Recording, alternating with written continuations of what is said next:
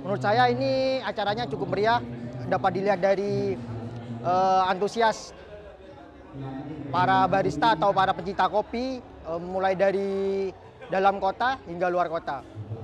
Kalau dari peserta sendiri yang disiapkan terus berlatih dalam menyeduh kopi, karena dalam menyeduh kopi itu diperlukan kekonsistenan, karena tidak semua orang bisa menyeduh kopi. Ada hal tersendiri yang perlu dilakukan dan perlu harus belajar dalam menyeduh kopi. Keren sih acara ini, karena yang kita tahu kan masyarakat sekarang itu banyak yang ngopi juga nyambi sambil ngerokok. Jadi oke sih. Dari saya sendiri selaku barista dan juga brewer itu merupakan ajang untuk menambah relasi, menambah ilmu dan juga sebagai alat silaturahmi lah. Fasilitas sebagai silaturahmi sama teman-teman, dan pastinya di setiap kompetisi itu pasti saya mendapatkan ilmu dan relasi yang baru.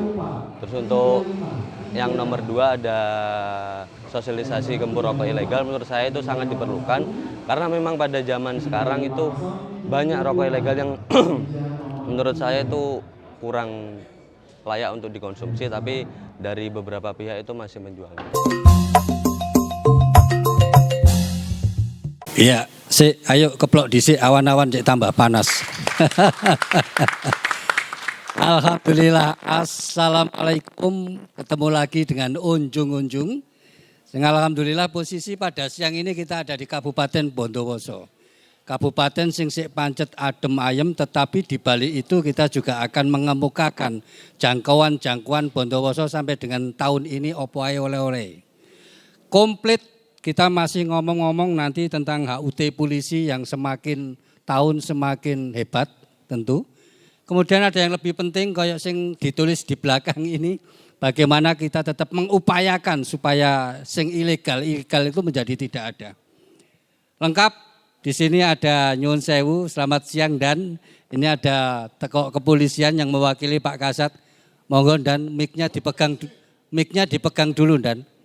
Nah, mic-nya dipegang dulu, nggih. Dengan Mas Joko, nggih. Baik, terima kasih. Sebelumnya saya ucapkan salam presisi. Iya, ini salam khas pihak kepolisian, nggih. Assalamualaikum warahmatullahi wabarakatuh. Iya. Yang terhormat Cak Bey.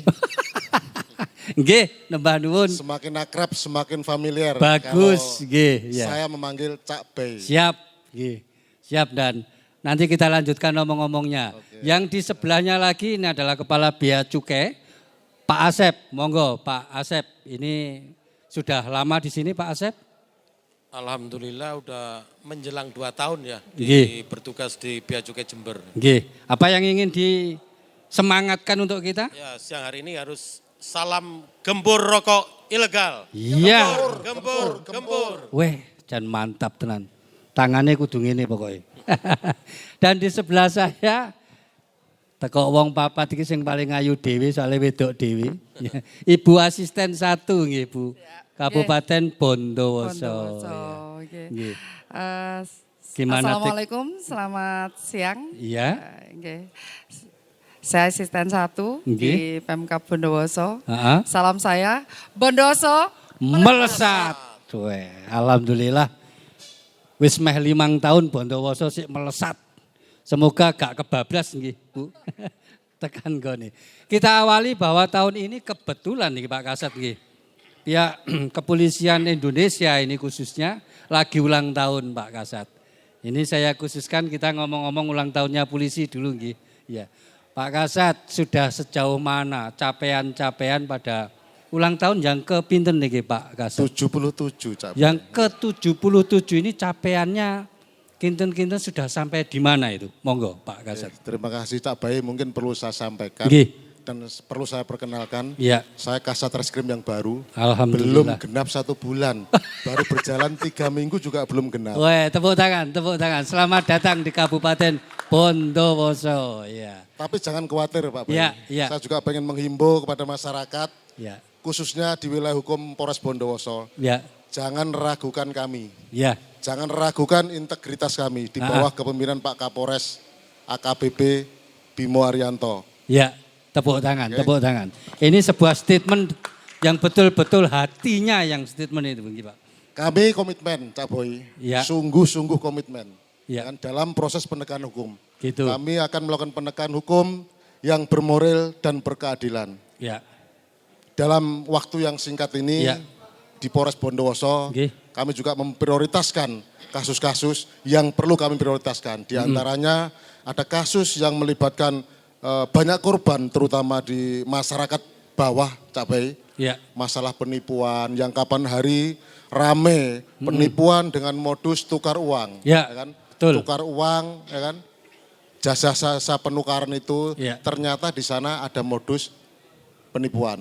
Kita sudah melakukan penangkapan terhadap otak pelakunya dan saat ini sedang proses. Kemudian kita juga sedang memburu pelaku-pelaku lain yang terkait. Kemudian yang kedua, masalah TPPO, Cak Boy. Nah, TPPO, ini yang lagi hangat nih Pak Kasat. Lagi hangat, lagi panas, lagi enak untuk dibicarakan nih Cak Boy. Ini sekilas saja kami sampaikan bahwa TPPO ini tindak pidana perdagangan orang. Ini merupakan kasus yang sangat luar biasa. Betul. Extraordinary crime. Ya kan? Tentunya menjadi perhatian bagi kita semua. Dan dalam konteks ini pemerintah harus turun. Harus serius dan terbentuklah Satgas. Kita sudah punya Satgas, Boy. Satgas TPPO di Kabupaten Bondowoso. Dan alhasil karena keseriusan kita, komitmen kita bisa mengungkap salah satu pelaku tindak pidana TPPO. Di Bondowoso? Di Bondowoso, belum lama ini. Dan kebetulan alhamdulillah dapat ucapan terima kasih dari Kedubes Malaysia secara langsung. Saya mohon doanya dari masyarakat Bondowoso dan mohon dukungannya apabila ada saudara, keluarga yang menjadi korban dari tindak pidana TPPO ini segera melaporkan. Segera datang ke Polres melaporkan. Insya Allah kami akan serius komitmen memberantas tindak pidana TPPO ini. Tepuk tangan. Terima kasih. Ini enggak main-main. Iki dielingno gawe sampean sing senengane dagang menungso, ganti alih dagang wedhus apa dagang sapi. Iki polisi enggak akan coba-coba, enggak akan main-main lagi, enggak akan mengingatkan lagi.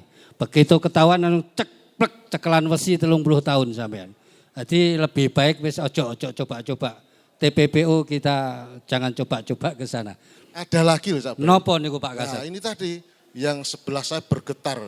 Gempur.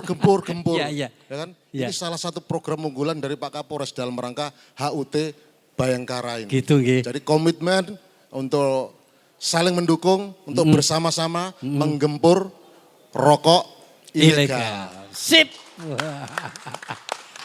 Pak Asep, sebelah penjenengan itu Pak Kasat mewakili tadi pihak kepolisian Bondowoso. Itu semangatnya Pak. Pokoknya kati ono sing macem-macem tentang hal-hal ilegal. Lep. Maksudnya lep itu Pak Cabai, lep itu apa maksudnya? Ratakan gitu. Wah. Tibake lebih medeni timbangannya cangkemku. Aku mau tak sangano wis medeni. Pak Asep, kinten-kinten bagaimana Pak dengan adanya komitmen kepolisian di ulang tahun yang ke-77 ini, apakah pihak bea cukai sudah nyaman dengan kondisi kepolisian sampai dengan tahun ini? Ya, alhamdulillah sebelumnya saya menyapa dulu ini karena benda besar ini ya. Jadi saya harus menyapa dengan bahasa Madura. Boleh, sekalangkong. Kadipun apa kabar? Saya sehat, alhamdulillah. Ya. Pertama tentunya saya ucapkan selamat ya untuk Hari Ulang Tahun Kepolisian Republik Indonesia yang ke-77. Mudah-mudahan sinergi kolaborasi kita dalam terutama tadi semangat untuk membantu kami dalam gerakan gempur rokok ilegal. Pak Asep nyun sewu agak ke atas mic-nya, nah agak dekat. Jadi kalau kita bicara rokok ilegal, artinya kan bukan rokok resmi, bukan rokok yang legal. Nah artinya di situ kita bicara cukai, karena rokok termasuk hasil tembakau itu merupakan objek cukai, dan ini merupakan salah satu sumber penerimaan negara yang besar. Jadi dari 2.400 triliun penerimaan negara, dari sektor cukai itu 2.245 triliun. Dan ada kekhasan dari pungutan cukai ini. Di samping ada dana untuk di APBN, ada yang namanya dana transfer ya, berupa dana bagi hasil cukai hasil tembakau. Jadi cukai ini nanti akan kita kembalikan lagi ke masyarakat melalui APBN dan dana transfer berupa di BHJAT, termasuk Kabupaten Bondowoso ini. Alhamdulillah kalau tahun 2022 dapat 40 sekian miliar ya, tahun ini lebih dari mungkin 65 miliar Bu ya. Dan ini artinya kita harus mengedukasi masyarakat bahwa pungutan cukai itu nanti penting untuk penerimaan negara dan akan kembali ke masyarakat. Termasuk peruntukannya itu sudah ditentukan. Jadi ada earmarking ya untuk cukai ini. Jadi saya pikir kami berharap kalau masyarakat tahu manfaat cukai, maka mereka tentunya akan membantu bea cukai untuk menghindari tadi tidak membeli rokok ilegal, tidak memperjualbelikan rokok ilegal. Gitu ya. Jadi apa yang disampaikan Pak Asep tadi pas dengan apa yang disampaikan oleh Pak Kasat tadi. Ojo main-main.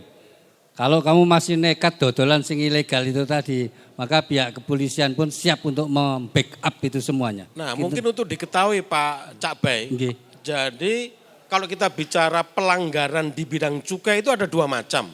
Pelanggaran yang bersifat administratif, artinya akan dikenakan denda. Dan dendanya cukup besar ya. Sampai 2 kali sampai 10 kali nilai cukai, nilai potensi kerugian negaranya. Dan satu lagi yang cukup berat adalah denda atau sanksi pidana berupa hukuman penjara. Saat ini kami sedang melaksanakan 6 penyidikan. Dan itu nanti ancaman hukumannya adalah minimal 1 tahun, ada yang sampai 5 tahun dan bahkan ada yang sampai 8 tahun Pak. Jadi ini saya ingin mengingatkan Pak, jadi kalau kemarin kalau kita nangkep orang itu banyak tangis-tangisan Pak, istrinya, anaknya sampai semaput. Tapi karena ini kita harus tegakkan hukum ya. Pak Asep, mosok ono wong ditangkep polisi kok terus keplok-keplok. Yes, gawon selamat tuh ya. Terus nangis-nangis gitu. Nah, itu saya mengingatkan kembali. Jadi jangan nanti menyesal di belakang. Jadi bahwa perbuatan jual beli rokok ilegal ini adalah perbuatan pidana. Rata-rata usia berapa tahun Pak Asep pelakunya? Pelakunya rata-rata sih antara 20 sampai 30 tahun, tapi ada juga yang... Walaupun sudah tua enggak masalah Pak Asep. Yang penting yang kita lihat kan bukan usianya, betul ya? Betul. Kita penegakan hukum. Iya, betul. Jadi kan barang siapa. Perbuatannya kan.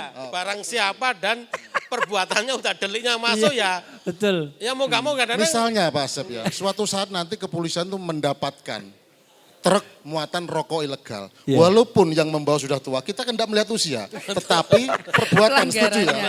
Itu artinya kita komitmen tegas menindak perbuatan melawan hukumnya. Setuju kan? Asalkan itu tadi memenuhi unsur-unsur pidananya kita masuk. Kalau dilihat usianya Pak, gawa pickup ilegal ditangkap kula pun 20 tahun ya Pak. Oh gak situ ya. Lain gak situ ditangkap. Bu Asisten, kita akan lanjutkan di segmen kedua. Nanti saya akan tanya kepada penjenengan bagaimanakah Pemkab dalam hal ini Satpol PP secara teknis kerjasama baik dengan pihak kepolisian untuk itu tadi menutup atau menghilangkan hal yang sifatnya ilegal tadi. Tapi nanti setelah yang satu ini nanti tetap di unjung-unjung.